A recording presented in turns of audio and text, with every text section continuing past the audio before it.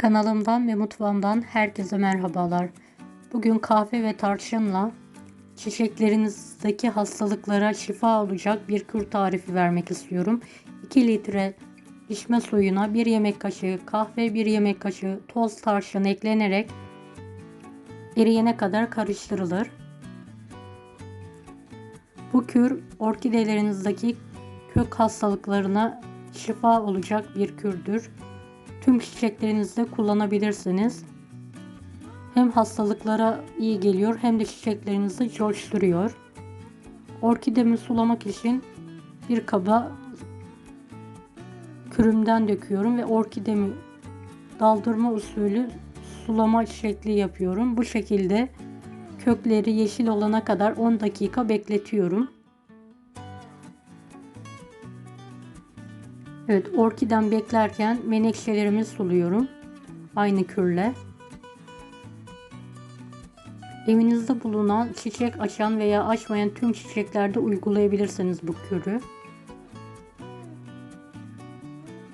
Hem çiçeklerinizi canlandıracak hem de hastalıklarına şifa olacak bir kürdür. Evet, büyük orkidem için büyük bir kaba döküyorum kürümü ve orkidemi daldırarak 10 dakika kökleri yeşil olana kadar bekleteceğim.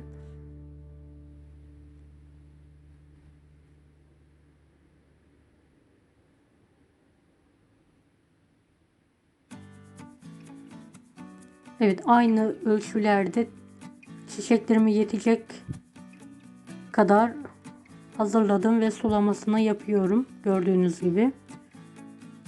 Kuruyan menekşelerimin hepsini bu kürle sulamaya devam ediyorum. Videomu bu kısma kadar izlediyseniz yorum kısmına herhangi bir emoji bırakırsanız bana destek olmak için sevinirim.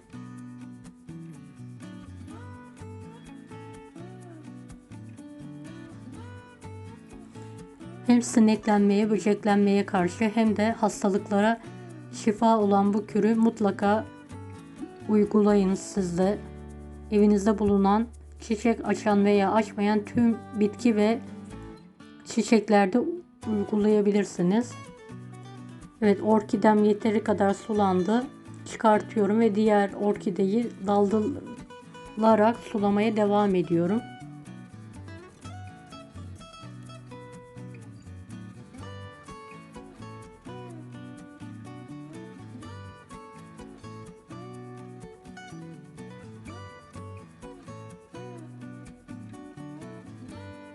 Evet, menekşelerimi sulamaya devam ediyorum.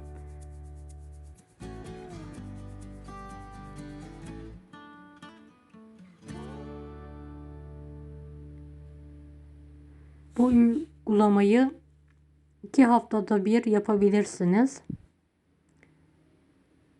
Genelde çiçeklerime haftada bir gün sulama yapıyorum. Toprakları kuru olduğunda mutlaka sulamamız gerekiyor.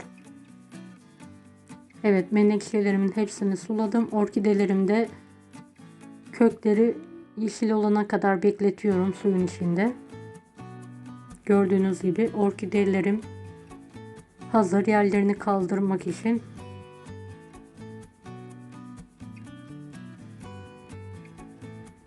Evet, menekşelerimi de cam kenarında güneş alan yerde yetiştiriyorum. Sabah veya öğle güneşi alan yerde muhafaza ederseniz çiçekleriniz daha coşkulu olacaktır. Kanalıma ücretsiz abone olmayı unutmayın. Bir dahaki videolarda görüşmek üzere. Allah'a emanet olun. Hoşça kalın.